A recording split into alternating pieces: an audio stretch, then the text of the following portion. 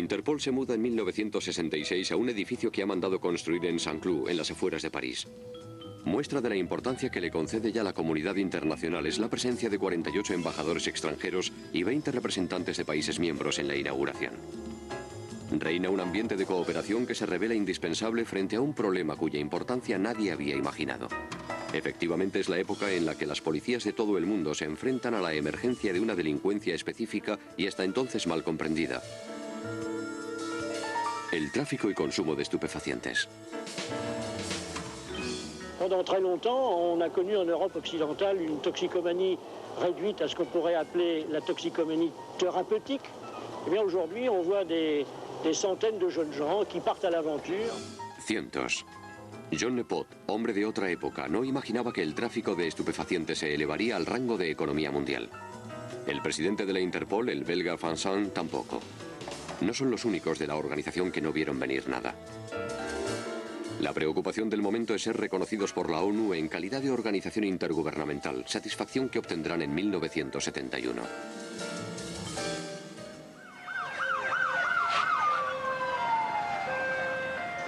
El terrorismo se añadirá a los desafíos lanzados a la Interpol hasta el punto de que pronto se convertirá en una prioridad.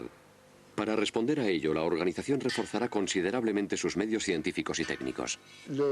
Creo que la relación con los problemas de los explosivos empezó poco después de finalizar la Guerra Mundial, es decir, hacia los años 60. Es entonces cuando el tema se organiza, se estructura y se celebran coloquios de policía científica de Interpol en los que se tratan todos los temas. Hay un grupo especial que trabaja con explosivos, otro con sustancias inflamables, otro con drogas, otro con fibras, pelos, cabellos. Es decir, está muy estructurado. Y a esas reuniones de la Interpol siguieron grandes avances de la policía científica, como los primeros comunicados sobre detección de huellas de explosivos tras un atentado. Esos años, las décadas de los 50 y de los 60, son una fase de respetabilidad. Interpol es de nuevo una organización respetable, o en todo caso respetada, pero al final rebrota.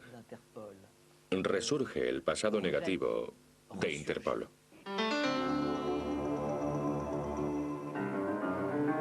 En 1973 el pasado salpica a la Interpol. Es una burla. La Iglesia de la Cienciología denuncia, aportando documentos, el pasado nazi del último presidente de Interpol, Paul Dikoff. El señor Nepot me había encargado celebrar la conferencia de prensa con motivo de la Asamblea General. Y durante esta, un periodista me preguntó: ¿qué piensa de la cientología y del presidente Dikoff? Y le confieso que me quedé con la boca abierta, porque me enteraba en ese momento. La realidad es que la Interpol eligió como presidente a un hombre que durante la guerra jugó un doble juego. Fue un SS. Trabajó en el seno de los servicios secretos alemanes. Después fue destinado a Bélgica y de allí huyó. En cierta manera, desertó de los servicios de información nazis para acabar en Suiza.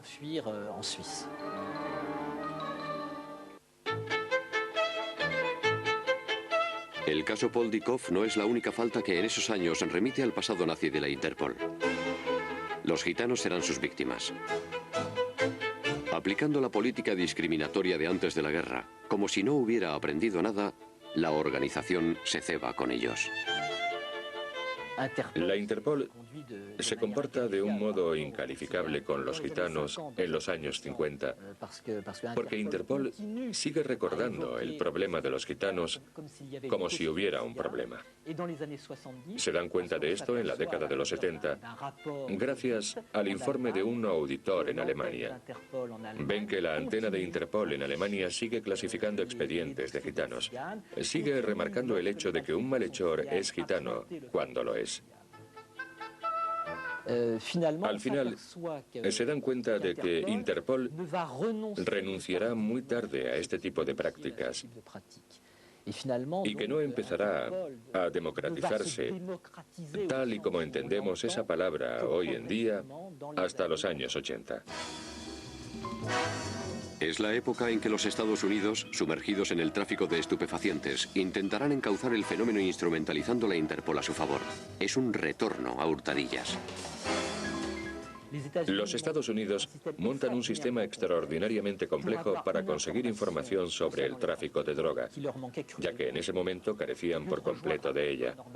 En vez de unirse a la Interpol de un modo normal y pagar la cuota de $140.000, montarán un complicado sistema. Decidirán infiltrarse en la Interpol gracias a una organización internacional que en realidad dependía de ellos, la Agencia Internacional de Desarrollo.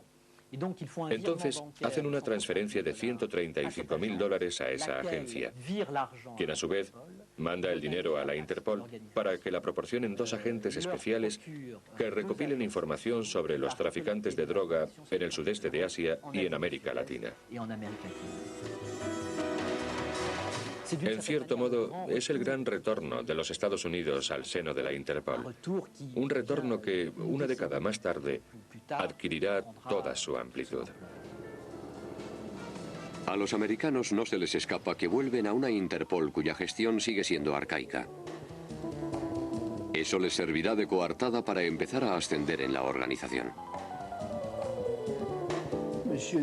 El señor Nepot y yo mismo llevábamos la contabilidad. Creo que entonces ni siquiera usábamos calculadora. Elaborábamos el presupuesto y este se llevaba de una manera extremadamente rigurosa, al céntimo. Todo el trabajo se hacía a mano. No solo la contabilidad se hacía a mano, los ficheros también. La Interpol que André Borsard hereda de John Nepot está desaprovechada debido a sus equipos obsoletos.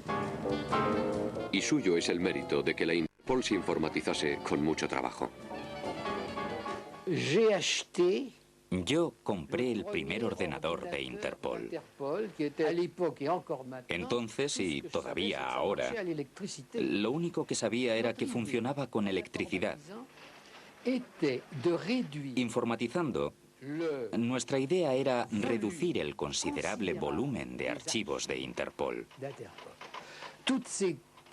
Por desgracia, los criminales se beneficiaron de toda esa nueva tecnología antes que nosotros.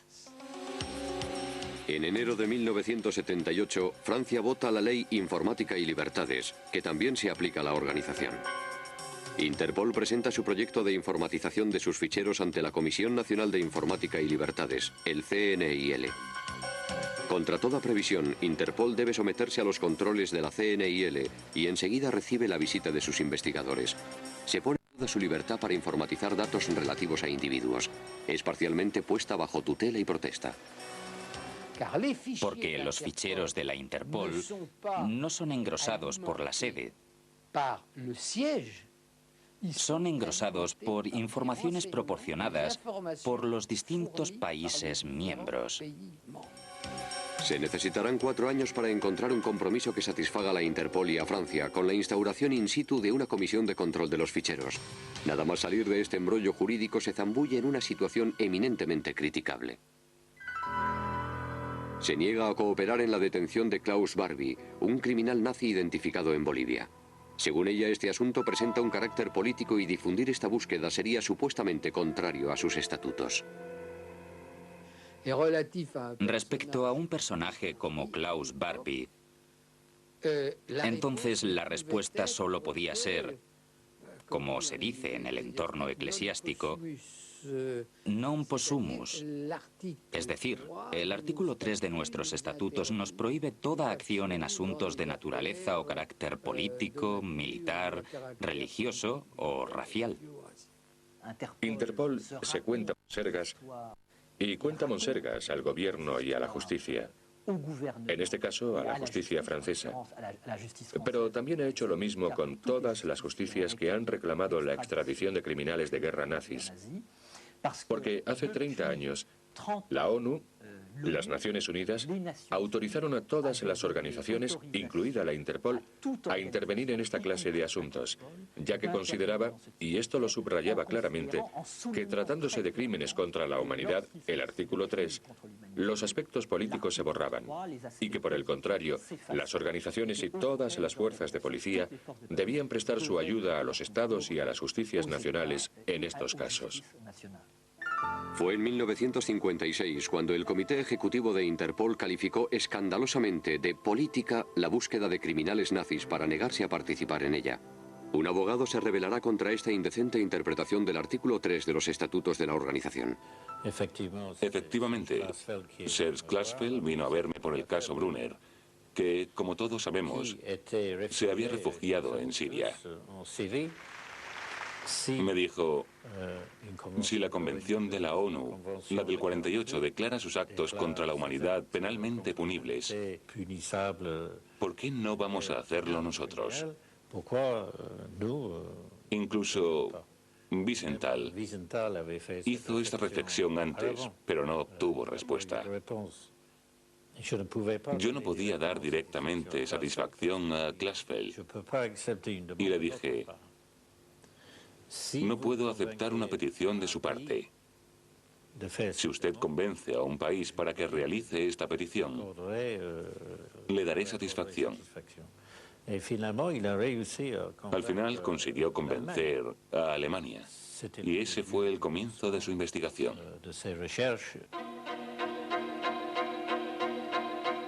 Desde 1961, la Interpol, Israel, Austria y más tarde la República Federal de Alemania solicitaban insistentemente la extradición de Siria de Alois Brunner sin ningún éxito. Es mérito de Raymond Kendall el cambio que realizó la Interpol en su doctrina respecto a los criminales nazis. También es mérito suyo el haber inspirado otro cambio que sigue de actualidad en respuesta al fenómeno terrorista. Por otra parte, era impensable que la única organización internacional de policía criminal que existía pudiera decir que ella no se ocupaba del terrorismo. Así que, en unos 2 o 3 años, tras una serie de resoluciones de la Asamblea, se adoptó una doctrina que finalmente se aplicaba en el plano internacional. Se trataba de que cuando hay un acto de terrorismo, primero se observan los hechos y después los motivos. Pero priman los hechos criminales, porque es casi imposible hacer una definición del terrorismo. Y ese problema de su definición sigue existiendo. El 13 de mayo de 1981, en la plaza de San Pedro, el Papa Juan Pablo II es gravemente herido en el abdomen por un disparo hecho desde la multitud por un individuo cuya identidad se revela enseguida como falsa. Enseguida se sospecha que los servicios especiales búlgaros han organizado el atentado por orden de Moscú. Gracias a la Interpol se identifica rápidamente a un ciudadano turco, Mehmet Ali Agca. En el caso del atentado contra el Papa, se decía que los servicios búlgaros estaban detrás. Pero cuando Ali Agca cometió el atentado, nadie sabía quién era, ni de dónde venía. A Ali Agca ya le buscaban las autoridades turcas. Le habían condenado a cadena perpetua por un asesinato que cometió en Estambul. Pero se fugó de la cárcel unos 2 años antes del atentado contra el Papa. Así que nadie sabía dónde estaba. Viajaba con un pasaporte falso, bajo otro nombre. No era Ali Agca, sino Olgun. Al final, como las autoridades italianas tenían la orden de busca por aquel asesinato, fue identificado casi inmediatamente gracias a las huellas digitales que figuraban en esa orden. Si la organización no hubiera existido, sin duda habrían tardado muchísimo tiempo en identificarle. Y no se habría podido saber tan rápido que estuvo antes en Bulgaria y que allí contactó con ciertas personas. Así que a menudo se trata de un trabajo rutinario que produce el resultado